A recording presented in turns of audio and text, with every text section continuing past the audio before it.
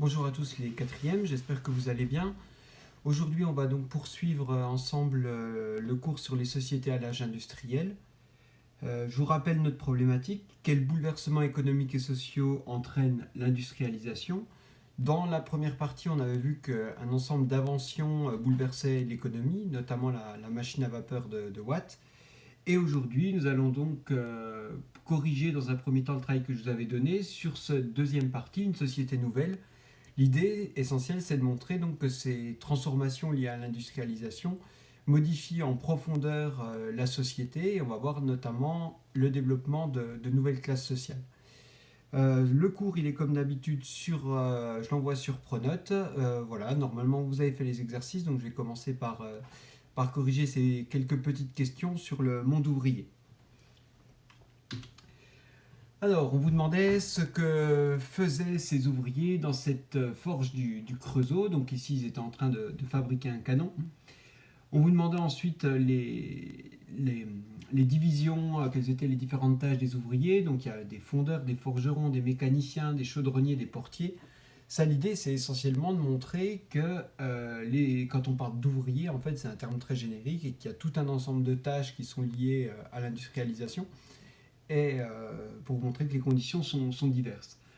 En vous posant ensuite quelques questions sur une certaine Jeanne, et on vous demandait à partir de quand elle avait commencé à travailler et quel était son salaire, ce que lui permettait son salaire. Donc Jeanne, elle a commencé à travailler à l'âge de 11 ans et son salaire lui permet à peine de se louer une pièce. Et je cite le texte, donc je mets entre guillemets, et le chauffage est un luxe. La quatrième question, elle était un peu plus générale. Il s'agissait donc de montrer les difficultés de la vie des ouvriers, et notamment de leur travail. Donc c'est un travail, le travail des ouvriers au 19e siècle, qui est extrêmement difficile. Alors il est toujours difficile, le travail des ouvriers aujourd'hui. La mécanisation ne change pas tout. Malgré tout, là, il faut quand même on se rend bien compte que ce sont des conditions de travail extrêmes. La chaleur, le bruit, les journées extrêmement longues. On vous disait que la petite Jeanne, elle travaillait de 5h du matin à 20h. Et tout ça pour des salaires qui sont souvent très faibles. Et ça va être quelque chose qui va se développer tout au long du 19e siècle. On va parler de plus en plus de la condition ouvrière et de la misère des ouvriers au 19e siècle. Une misère qu'on a un peu du mal encore aujourd'hui à imaginer. On reviendra sur ce sujet par la suite. Donc voilà pour les petites questions, histoire de présenter. Le document, ici, sur la première question, parlait donc de cette usine, de cette forge du Creusot. Donc le Creusot, ça se situe pas très loin de Châlons, en Bourgogne. Et vous avez un célèbre écrivain que j'aime beaucoup, qui s'appelle Maupassant, qui est d'ailleurs allé visiter cette usine, enfin une usine du Creusot. Et voilà la description qu'il en fait.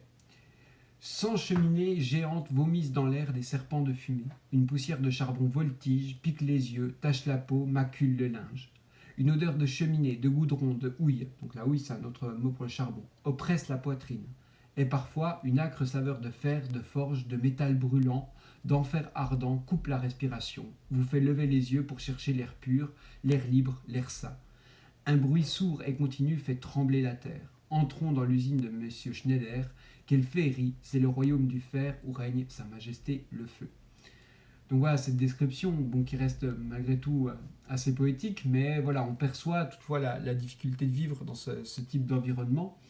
De très nombreux ouvriers vont mourir extrêmement jeunes en raison de maladies liées à l'état de leurs poumons, à force de respirer, c'est justement ces poussières de charbon et cet air vicié. Alors la difficulté de vie des ouvriers, elle est vraiment extrême et particulièrement une catégorie à part, celle des mineurs, donc ceux qui vont rechercher le charbon nécessaire, comme on l'a vu la dernière fois, au fonctionnement de ces machines à vapeur.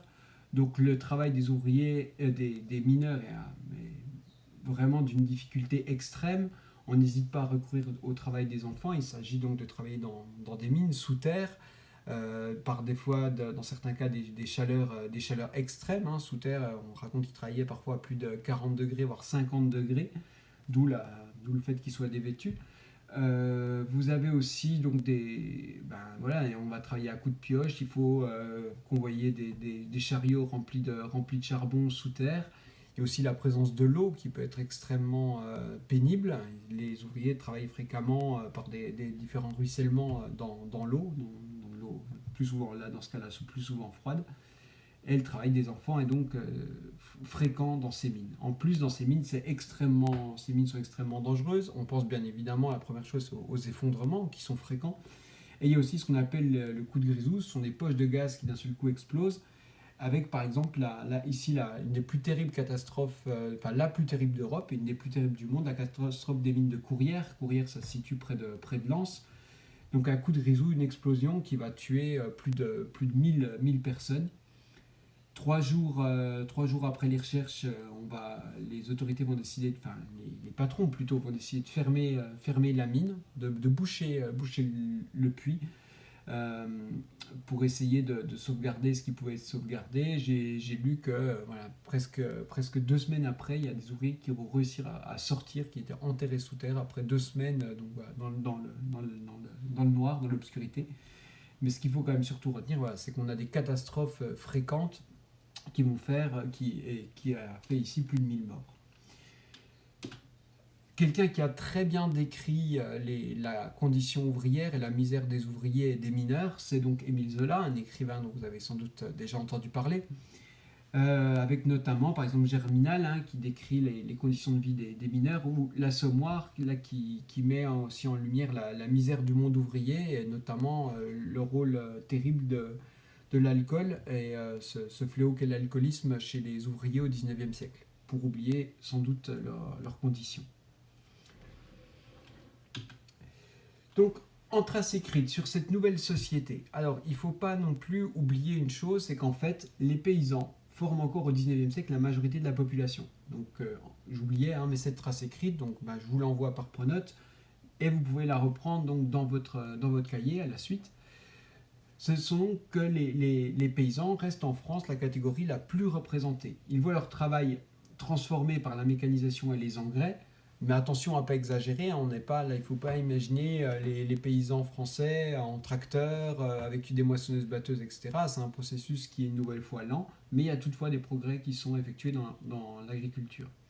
Surtout, donc, l'industrialisation donne naissance au prolétariat. Alors, le mot prolétariat, je pense que pour beaucoup, c'est un mot nouveau. Prolétariat, on pourrait dire que c'est un petit peu le monde ouvrier, si vous voulez. On appelle prolétaires ces ouvriers qui ne possèdent que leur force de travail pour vivre.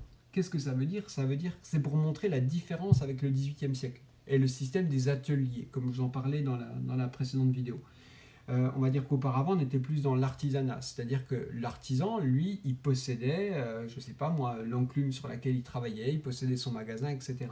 Là, ici, le prolétaire, lui, il ne possède que sa force de travail. C'est ça, en fait, on paye son travail uniquement. Ses outils de production, ils ne lui appartiennent pas. Alors, vous retenez le mode prolétaire, ça vous pourrez en avoir besoin, mais si vous voulez faire simple dans votre tête, un prolétaire, c'est un ouvrier, comme on dirait aujourd'hui.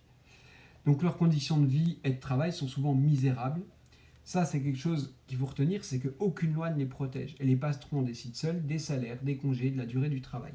C'est une époque, en effet, où il n'y a pas de protection sociale. Ça veut dire que si jamais quelqu'un se blesse à la mine, durant sa convalescence, le temps qu'il guérisse, il ne va pas être payé. Et déjà qu'il était très peu payé, vous comprenez bien que du coup, la situation peut vraiment devenir dramatique pour ces familles ouvrières. Très souvent, dans les familles, les enfants travaillent, la femme travaille aussi à la mine, elles sont moins payées, les enfants aussi, mais pour le foyer, c'est nécessaire pour survivre.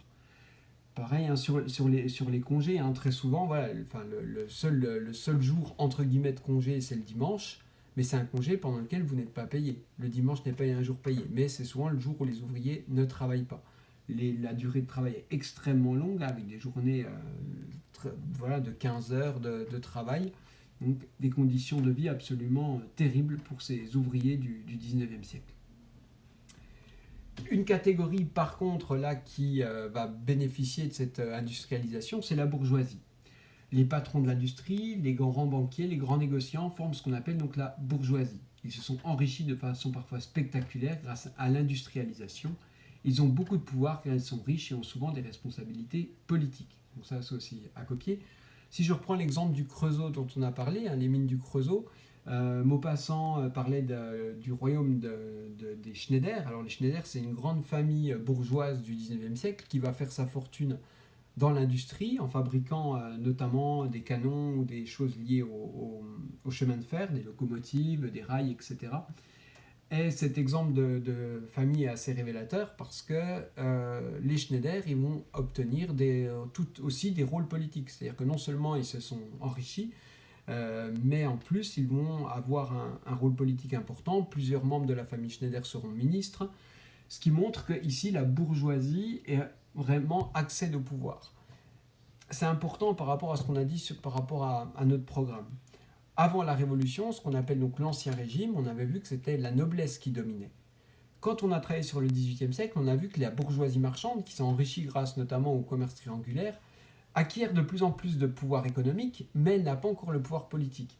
Ici, c'est vraiment le XIXe siècle poursuit un petit peu le mouvement du XVIIIe siècle et c'est donc c'était au XIXe siècle que la bourgeoisie va véritablement triompher et acquérir aussi un réel pouvoir politique.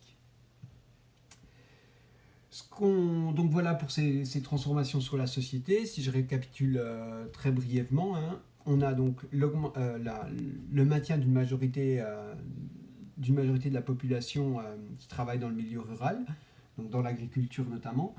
Le développement de la classe ouvrière qu'on appelle aussi prolétaire, mais qui vit dans des conditions absolument terribles et dans certains cas dramatiques. Et par contre, en revanche, donc l'essor d'une nouvelle catégorie sociale qui s'empare en quelque sorte du pouvoir et de la puissance, la bourgeoisie. Ce qu'on verra donc la prochaine fois, ce sont donc les réactions qu'entraînent ces transformations de la société. Voilà, j'espère avoir été complet. Donc n'oubliez pas de noter votre cours dans votre cahier. Et la prochaine fois, je vous donnerai un petit travail à faire justement sur ces différentes réactions. Je vous remercie pour votre attention et à bientôt.